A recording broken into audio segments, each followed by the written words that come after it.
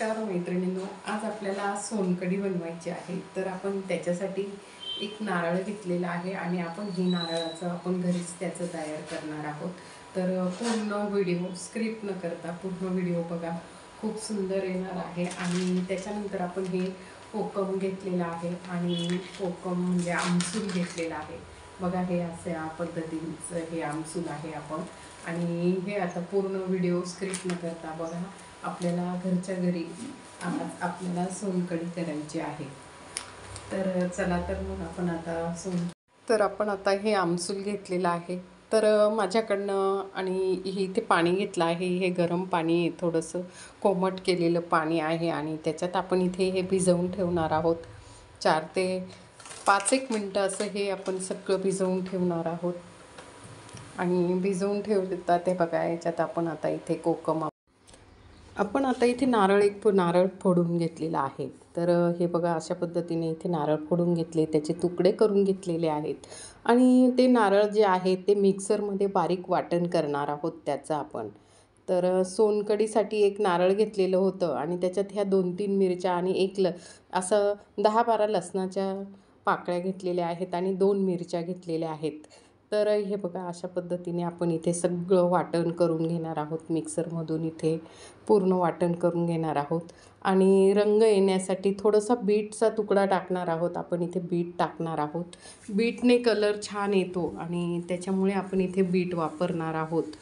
तर या ठिकाणी आपण इथे असं बीट वापरलेलं आहे. आणि तुम्ही माझ्या चॅनलला जर नवीन असाल तर पूर्ण व्हिडिओ बघा. आणि इथे थोडंसं कोमट पाणी टाकलेलं आहे आणि कोमट पाणी टाकून आपण मिक्सरमधून काढून कोमट पाणी का टाकलेलं आहे, खोबरं हे तेलकट असतं आणि ते पटकन त्याची ग्रेव्ही तयार व्हावी त्याच्यासाठी आपण इथे कोमट पाणी टाकलेलं आहे. तर बघा, अशा पद्धतीने माझं तर मिक्सरमधून दळून झालेलं आहे. आणि इथे एक बाऊल घेतलेला आहे, त्याच्यावर आपण इथे एक चाळणी ठेवलेली आहे. चाळणीवर आपण एक स्वच्छ असा हा एक रुमाल टाकलेला आहे. आणि त्याच्यात आपण इथे आता आपलं जे मिक्सरमधून काढून झालेलं आहे ते दळून झालेलं आहे, बारीक असं दळलेलं आहे, ते तुम्हाला मी दाखवतच आहे. हे बघा, अशा पद्धतीने आपण इथे ग्रेव्ही तयार करून घेतलेली आहे आणि ती अशी आपण इथे गाळून घेणार आहोत. पूर्ण ही अशी 1 ते 2 वेळा. हे बघा, काही ठिकाणी खोबऱ्याचे तुकडे राहून गेलेले आहेत, तर ते असे परत त्याची थोडं पाणी टाकून आपण परत तिथे ग्रेव्ही करून घेणार आहोत. हे बघा, असे आपण पूर्ण त्याचं परत मिक्सरमध्ये टाकणार आहोत आपण आणि पूर्ण ते परत मिक्सरमधून फिरवून घेणार आहोत. असं 2 वेळा करावं लागतं आपल्याला. तर आपण इथे पूर्ण ओल्या खोबऱ्याचं दूध काढून घेत आहोत. अगदी अशा पद्धतीने आपण इथे पूर्ण पाणी टाकून आणि ते परत एकदा मिक्सरमधून काढून घेत आहोत. हे बघा, तुम्हाला मी परत दुसऱ्यांदा काढले आहे. आणि याच्यात कमीत कमी 2 तांबे पाणी, एका नारळामध्ये 2 तांब्याचं होणार आहे आपलं इथे. आपण बीट टाकलेलं आहे, त्याच्यामुळे रंग बघा किती छान आलेला आहे. अजून आपण कोकम टाकलेलं नाही आहे त्याच्यात किंवा आमसूल टाकलेलं नाही आहेत. हे बघा, इतकं छान असं रंग आलेला आहे. तर आपण तो आता चोथा बाजूला ठेवून देणार आहे. चोथ्याचं सुद्धा जे आपलं हे आहे, तर इथे कोकम मी बारीक केलेलं होतं मिक्सरमधून, ते थोडंसं फिरवून घेतलेलं आहे. आणि त्याचं जे गर आहे तो बघा, इथे पाणी त्याच्यात आपण गाळणीनेच गाळून घेत आहोत. आणि इथे बघा, त्याच्यात गाळणीने गाळून आणि असं पूर्ण पाणी कोकमचं आपण जे बारीक केलेलं होतं मिक्सरमधून ते आपण याच्यात टाकून घेत आहोत.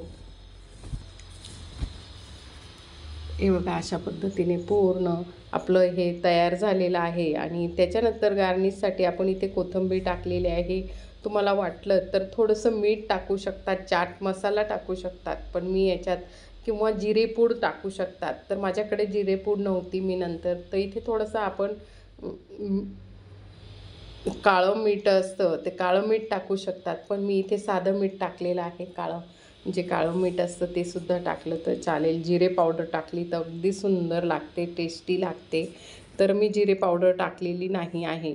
तर अशा पद्धतीने हे बघा, असं छान असं कोकमचं आपल्याला जे आहे सोलकढी खूप सुंदर अशी सोलकढी झालेली आहे. तर आता हा चौथा उरलेला होता आणि एक कैरी एक कैरी होती, तिचे तुकडे करून घेतले आणि हा जो आपला चौथा आपण उरलेला होता तर त्याचा उपयोग करणार आहोत. आधी अर्धी कैरी चिरून घेतलेली आहे, त्याच्यात 4 ते 5 मिरच्या टाकलेल्या आहेत आणि ते आपण जे खोबऱ्याचा जो चौथा होता उरलेला तो टाकलेला आहे आणि आपण आता त्याची आंबट गोड अशी चटणी करणार आहोत. हे बघा, असं मिक्सरमधून काढून घेतलेलं आहे. छान असं हे वाटण तयार झालेलं आहे. तर आता आपण इथे कढईमध्ये तेल टाकणार आहोत आणि त्याच्यात थोडंसं जिरी मोहरी असं, हे बघा या ठिकाणी कढईमध्ये आपण तेल टाकलेलं आहे, त्याच्यात जिरं टाकलेलं आहे आणि जिरं मोहरी टाकणार आहोत. मोहरी टाकलेली आहे. त्याच्यानंतर आपण जे वाटण केलेलं होतं ते थोडंसं परतून घेणार आहोत त्याच्यातच. म्हणजे ही चटणी येणार आहे आपल्याला खोबरं आणि कैरीची ही चटणी. म्हणजे आपण जे खोबरं होतं तर ते सुद्धा आपलं वाया जाणार नाही आहे. तर इतकं छान असं हे बघा, ही इतकी सुंदर टेस्टी चटणी ही थोड्या वेळ परतल्यानंतर आता आपण त्याच्यात थोडंसं मीठ टाकलेलं आहे आणि त्याच्यात आपण थोडासा गूळ टाकणार आहोत. गूळ टाकल्याने आंबट गोड अशी ही चटणी चविष्ट लागणार आहे, अगदी छान अशी. हे बघा, माझ्याकडे गूळ नव्हता, गूळ पावडर होती. ही गूळ पावडर घेतलेली आहे आणि ती आपण 2 चमचे इथे आपल्या चवीनुसार इथे आंबट गोड असं ही ही जी आहे चटणी, आपण कैरीची चटणी, कैरी खोबरं तर ही त्याची चटणी करून घेतलेली आहे. अगदी छान, आपलं काहीही वाया गेलेलं नाही आहे. आपलं जे खोबरं होतं असे छान अशी ही चटणी आपली तयार झालेली आहे. बघा, अशा पद्धतीने थोडीशी परतून घेतलेली आहे तेलात आणि छान अशी ही पोळीबरोबर किंवा आपण जेवायला बसलो तर आपले ताटाला आंबट गोड असं उन्हाळ्यामध्ये असलं तर खूपच सुंदर अप्रतिम अगदी छान असं तुम्हाला दाखवली सोलकढी. आवडली असेल तर लाईक करा, शेअर